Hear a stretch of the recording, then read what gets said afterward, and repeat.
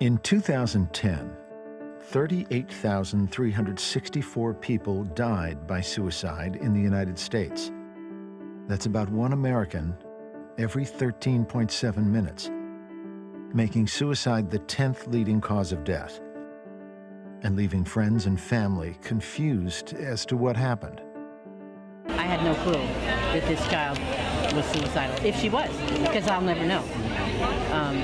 But the fact that she actually took her life was just stunning. I don't know anybody else whose mom has committed suicide, and I was so young and I was so close to her, so it's definitely very hard. To lose them that way was just a profound loss. I think it blew us away. We still don't understand what happened.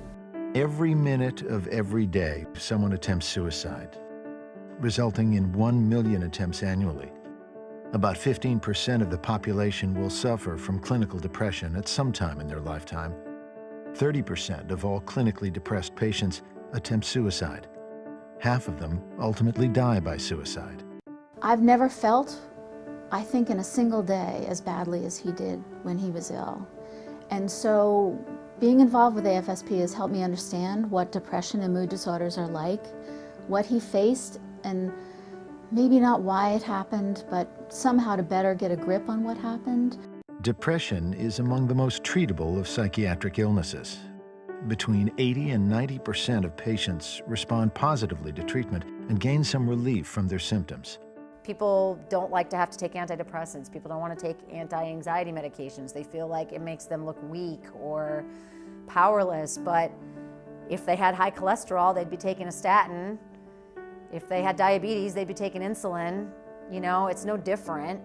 Through research, education, and awareness, the American Foundation for Suicide Prevention is the leading not-for-profit organization seeking to reduce suicide and suicide attempts by developing and implementing innovative approaches to suicide prevention. AFSP has developed an interactive screening program, an anonymous way to connect those who are suffering with a counselor who can provide information and support for help-seeking individuals. Programs for teens and young adults like More Than Sad, the teen depression educational video, After Suicide, a toolkit for schools, and The Truth About Suicide, real stories of depression in college. AFSP works to develop community programs, helping individuals understand the signs of depression that may lead to suicide.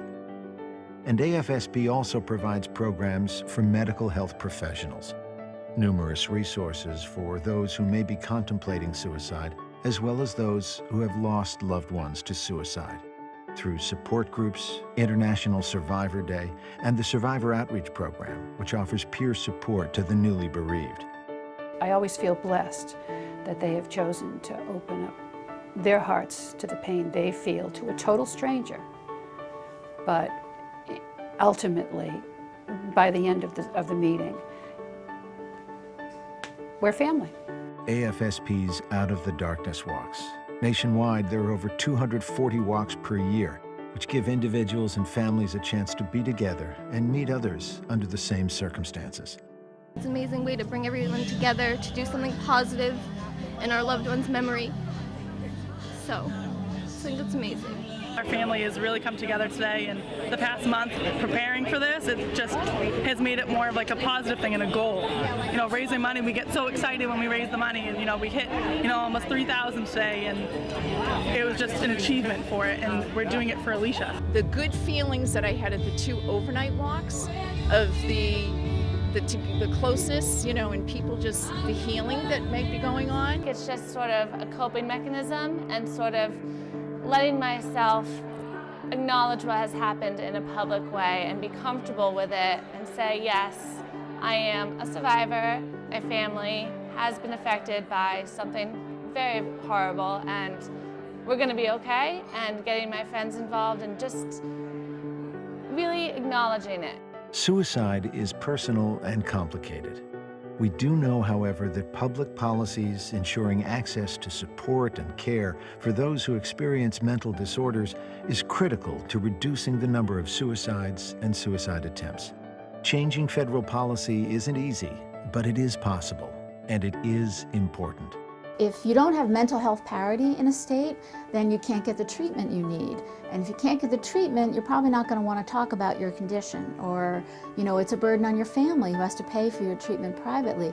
It's a personal issue, but it's also both a political and a policy issue.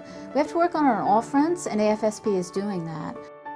Your generous support of AFSP allows us to continue our mission of preventing loss of life by suicide and bringing support and care to those who are impacted by it. Thank you.